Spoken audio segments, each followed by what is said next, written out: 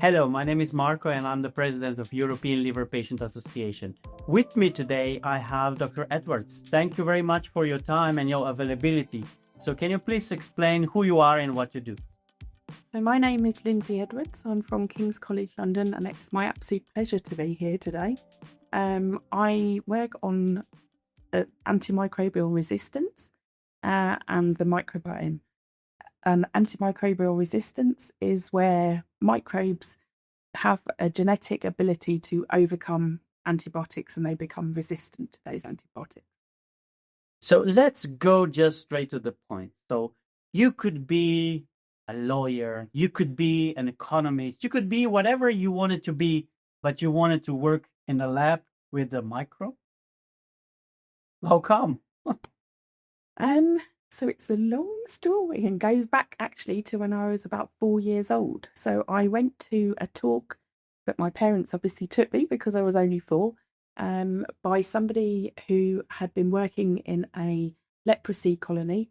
So that's leprosy is caused by a bacteria, Mycobacterium tuberculosis, and they gave a talk about it and the work that they were doing. And even at that very young age, I turned to my parents and said, I can see that those people are suffering and I want to do something about it. It naturally happened that I happened to be good at sciences rather so much than the arts and things like this. And the rest is history. So you still remember that talk when you were 4 years old? It must have obviously had a significant impact on me, but yes, I do actually remember being there and I remember seeing pictures of patients and their suffering and it really moved me. You were part of that talk because your parents are doctors and your family is like medical family? No, so my parents are not. So I'm one of 3 girls. We are the first in our family to be involved in the sciences and medicine. My father was an engineer and my mum was a housewife. So I guess you do what you really like, or, even at 4 years old, you already knew how to steer your life? I wouldn't say I know how to steer my life. This is just the way that life has turned out. It's both my sisters work. One is a dentist and one is a doctor. My parents haven't really pushed us to do that, but they facilitated and enabled us to do what we were passionate about, and each of us has an individual passion about what we're doing. And I think that's really important to have a passion, something that you love, because it's going to make you work harder to do something about it. And you have a specific passion for working in a laboratory with microbiota? Yeah. So I work on, I said antimicrobial resistance. So we know now that this is globally the largest killer that there is. So we've seen with COVID-19, that's a pandemic. It's closed the whole world down and it's caused about 8 million deaths. But relatively speaking, it's actually quite a small pandemic. I don't reduce the seriousness of it, but it's predicted that antimicrobial resistance will kill on average about 50 million people per year. And if already 8 million deaths and, have closed the globe down with COVID, the pandemic that's potentially coming, it's called the silent plague sometimes. This is huge, and it genuinely actually keeps me awake at night that I'm worried about this and that I want to do something about it and I want to make a difference and be part of possibly coming up with a solution. So I guess that we as a general public are very happy that you were part of that presentation when you were 4 years old. Yes.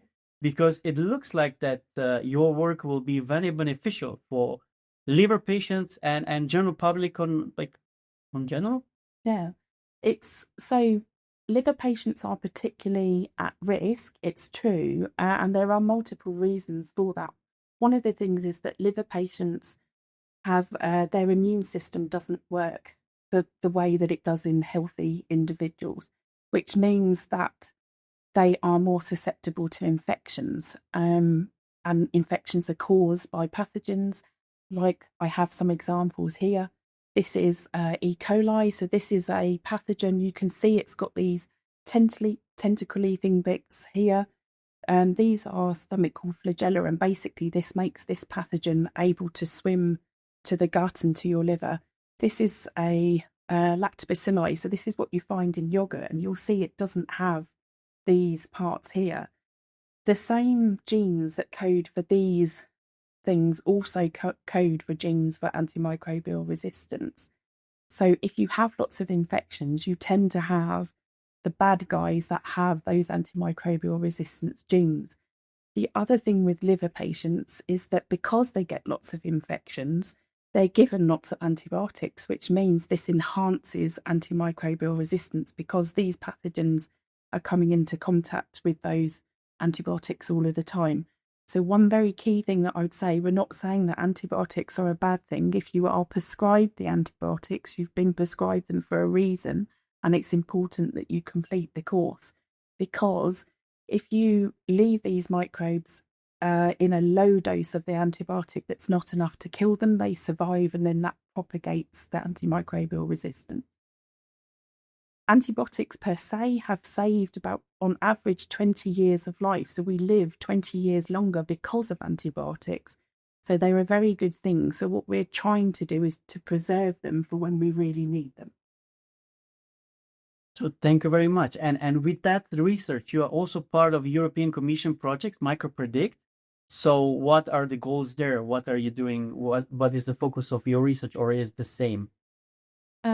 So there's a couple of projects that I'm involved in. MICROB-PREDICT is one. So MICROB-PREDICT is looking at modifying the microbiome to improve liver disease.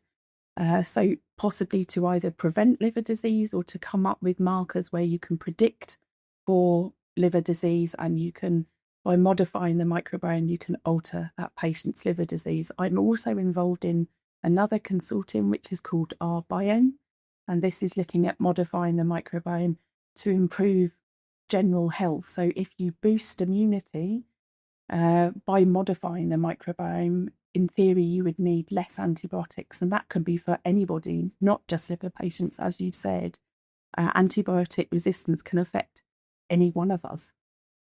But according to your explanation, you are just not doing just that, but you are also trying to give a voice to patients? I am. So we, alongside doing research, we do some policy work. So I'm very much a believer in we should be doing science with society, not for society. So we need to include patients right from the very offset so that we're actually co-creating the science that we do. And it's really important to give a voice to patients, to make them feel involved in the work that we're doing. And they can often give you a perspective that you may not have thought of, or take you in an avenue which you wouldn't otherwise have explored. So it's like basically the same of being a lecturer when you are 4 years old, you know, asking questions that no one expected to be asked. Exactly, yeah. And you brought something with you also here? Yes, because we did some policy work on antimicrobial resistance with the Policy Institute at King's College London. So we presented this data at the Houses of Parliament, and actually I'm very pleased to say that ELPA and Marko were actually part of this project.